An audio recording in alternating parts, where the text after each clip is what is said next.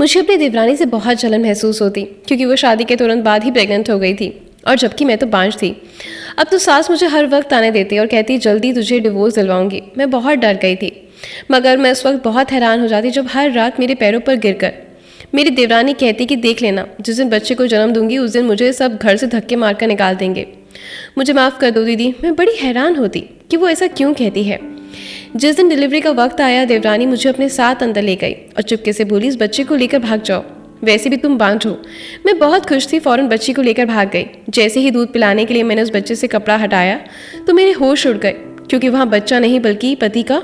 जिंदगी फूलों से सजी नहीं होती, हर इंसान का इम्तिहान होता है, मगर ना जाने मेरे हिस्से में इतने इम्तिहान क्यों थे। मैंने तो सोचा था कि शादी के बाद मेरी जिंदगियों में खुशियां भर जाएंगी, मैं अपने ससुराल वालों पर राज करूंगी।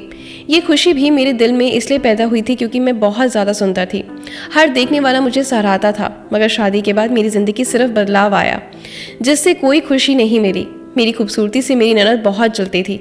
इस बात का अंदाज़ा मुझे शादी के दूसरे दिन ही हो गया, जब मैं सुबह नहाकर कमरे से बाहर निकली ताकि अपने और अपने पति का नाश्ता बना सकूं। मगर मुझे पता नहीं था कि मेरे ना होने पर मेरी ननद मेरे कमरे में घुस जाएगी। जब मैं नाश्ता बनाकर वापस कमरे में गई तो उसने मेरा सारा सामान उलट पुलट किया हुआ था।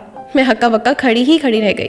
मैं बोली, नताशा ये सब क्या है? उसके चेहरे पर ज़रा भी कोई शर्मिंदगी नहीं थी। वो जलकर बोली, भाभी मैं वो क्रीम ढूंढ रही थी जिसे लगाकर आपका रंग इतना सफ़ेद हुआ है। मैं तो उसकी बात सुनकर हैरान रह गई। मैंने बोला, नताशा ये तो तुम मुझसे भी पूछ सकती थी, यूँ मेरे कमरे की तलाशी लेने की क्या ज़रूरत थी? ये क्या बचपना है? मैं कोई क्रीम नहीं लगाती, मेरा रंग ही ऐसा है। नताशा मुझे घूर कर कमरे से बाहर निकल गई। जब मेरा पति सौरभ कमरे में आए तो मैंने उनसे उसकी बहन की शिकायत की। वो कहने लगा, ये सब बातें मत सोचो, मेरी बड़ी बहन बड़ी ज़िद्दी है, उसके दिल में जो आता है वो वही करती है। सौरभ कहने लगा, जिया एक बात मैं तुमसे कह देना चाहता हूँ कि अगर तुम मेरे घर में रहना चाहती हो तो कभी भूल कर भी मेरी बहन के साथ बदतमीजी मत करना। मेरे पति की बात ने मेरे पैर बांध दिए थे। खैर, अगले दिन मेरी ननद ने मेरे सारे काले सूट ले लिए थे और कहने लगी कि भाभी आप इस घर में ये रंग नहीं पहन सकती। मैं हैरान हुई और बोली, क्यों, इसकी क्या वजह है? नताशा कहने लगी, क्योंकि आप काले रंग में बहुत सुंदर लगती हैं, आपके सामने मेरा रंग काली स्याही लगता है। मैं तो उस लड़की की बातें सुनकर परेशान हो जाती थी, ना जाने वो मेरा अपना मुकाबला क्यों करती थी। मैंने उसकी शिकायत फिर से अपने पति से तो कर दी और मेरे पति ने बड़े आराम से कह दिया कि जैसे नताशा कहती है वैसे ही करें। मेरे दिल में ये सवाल पैदा होता कि मुझे ये तो बताएं कि मेरी शादी आपसे हुई है या आपकी नताशा से, मगर ये सवाल करने की हिम्मत नहीं कर सकती थी क्योंकि मेरी शादी को 2 महीने ही बीते थे। इन 2 महीनों में मेरे पति ने कभी भी मुझे खुलकर बात नहीं की थी। वो मुझे अपनी नौकरानी समझता था, मुझे अपने कामों का हुक्म देता जो कि मैं चुपचाप करती रहती। मैं अक्सर सोचती कि शादी ऐसी होती है जिसमें 2 अजनबी छत के नीचे रहते हैं, ज़रूरत के चलते वो काम भी आते हैं, मगर फिर भी वो सारी ज़िंदगी अजनबी रहते हैं।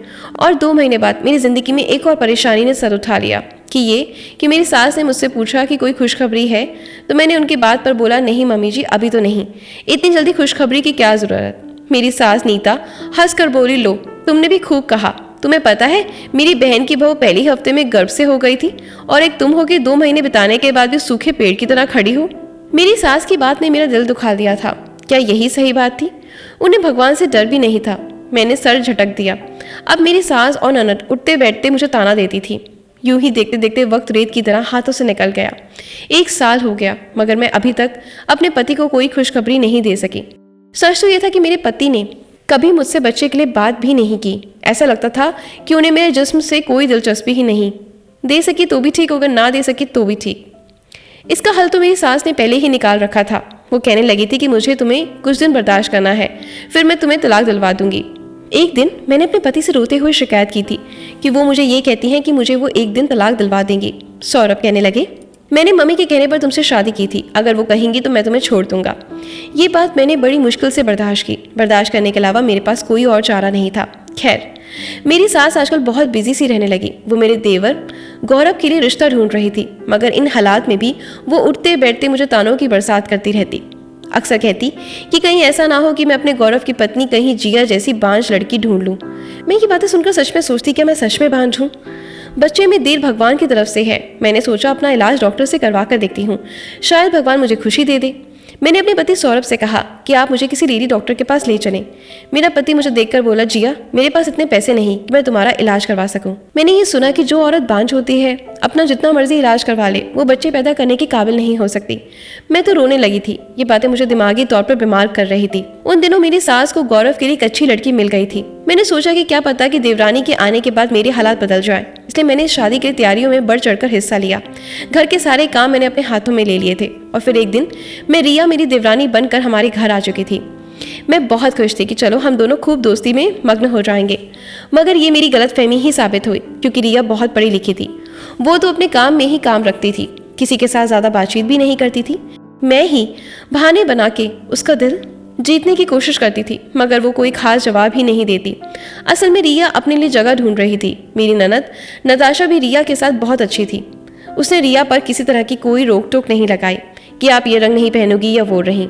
रिया की शादी को अभी 4 हफ्ते ही हुए थे कि उसका जी मतलाने लगा। और ये सब देखकर मैं अंदर ही अंदर डर गई कि कहीं ऐसा ना हो कि रिया प्रेग्नेंट हो। अगर वो प्रेग्नेंट हो गई तो मेरी जिंदगी खराब कर दी जाएगी। एक दिन रिया चक्कर खाकर गिर गई। उसे अस्पताल में ले जाया तो पता चला कि वो प्रेग्नेंट है।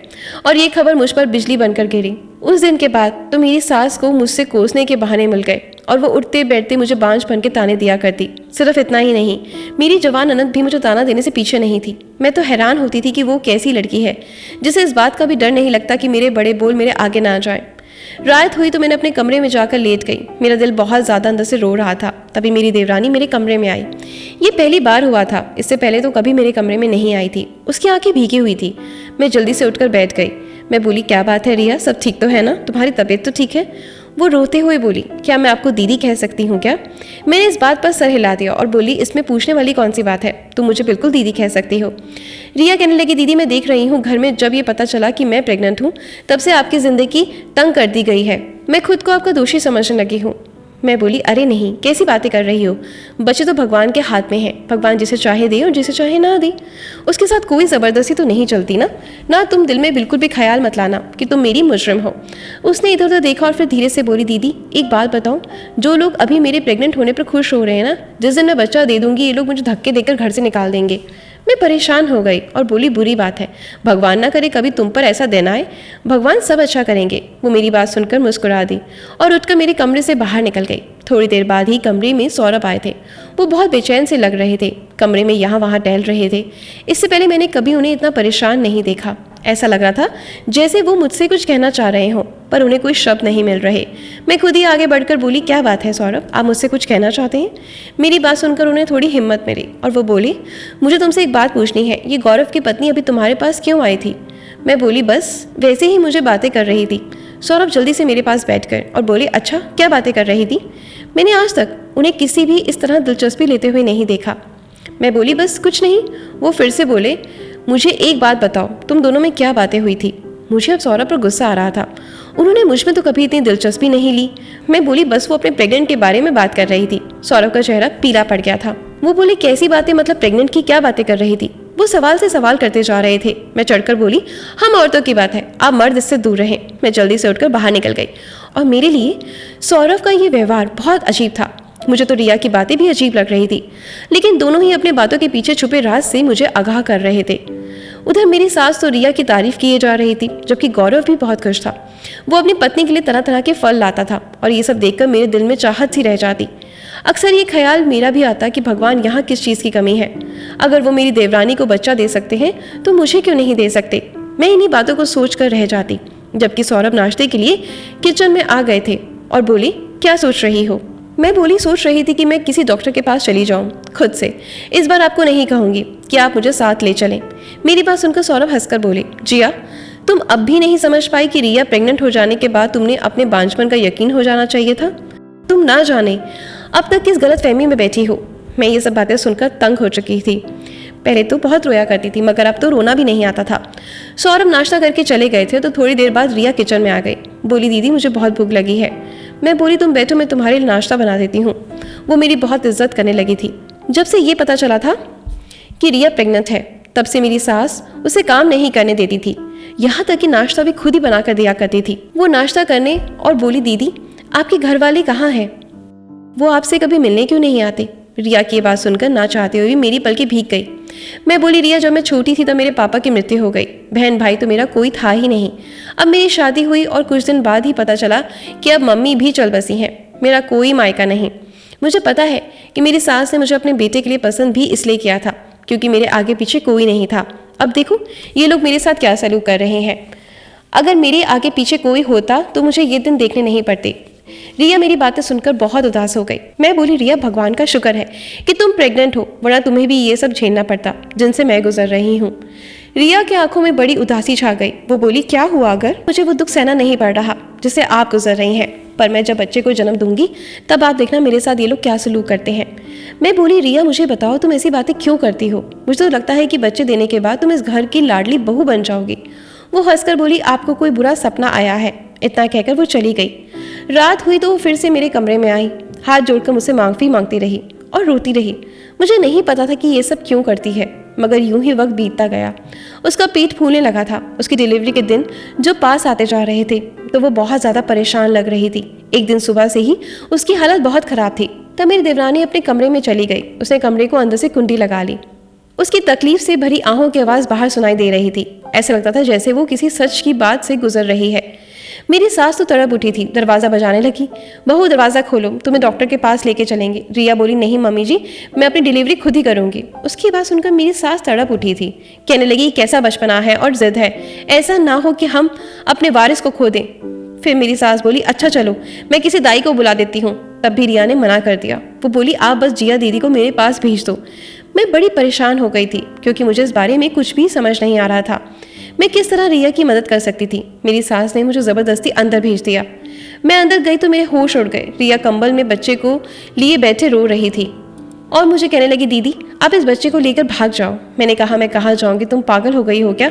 फिर वो मुझे विनती करने लगी। मैंने कहा ना, अच्छा ठीक है, पर ये बताओ मेरा तो कोई नहीं, मैं कहाँ जाऊँगी? रिया ने मुझे एक पता लिख कर दिया और मैं पीछे के रास्ते से बाहर निकल गई। मुझे नहीं पता कि मेरे पीछे क्या हुआ होगा और उसके बच्चे को बड़ी होशियारी से लेकर आगे बढ़ रही थी। आखिरकार वो पता भी आ गया जहाँ मुझे पहुँचना था। मैंने दरवाज़ा खटखटाया तो एक आदमी ने दरवाज़ा खोला।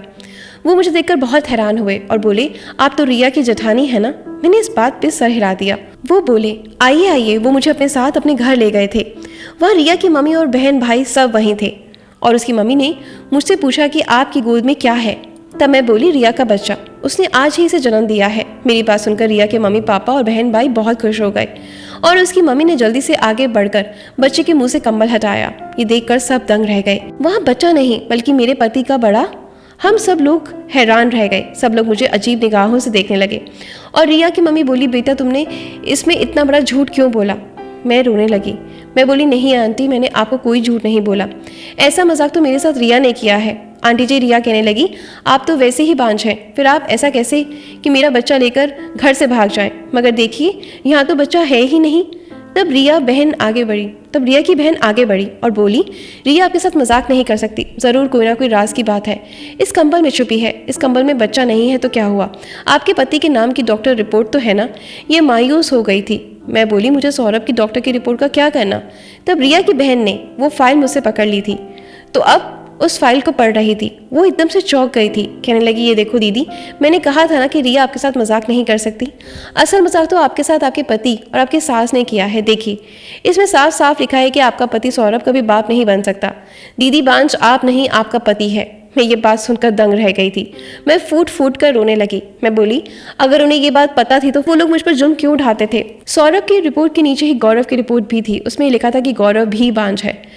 तब सब लोग चौंक गए थे और रिया की बहन बोली, दीदी रिया ने आपके हालात देखकर झूठ मूठ कर ड्रामा किया होगा कि वो प्रेग्नेंट है, क्योंकि वो जानती थी कि अगर वो ऐसा नहीं करती तो घर में उनसे भी सब नफरत करने लगते। रिया ने ड्रामा किया तो उसकी सास को लगा कि शायद चमत्कार हो गया है और मेरी बेटी की खामी दूर हो गई है, जबकि वो तो उन लोगों के साथ रहकर उनका राज पता करना चाहती थी।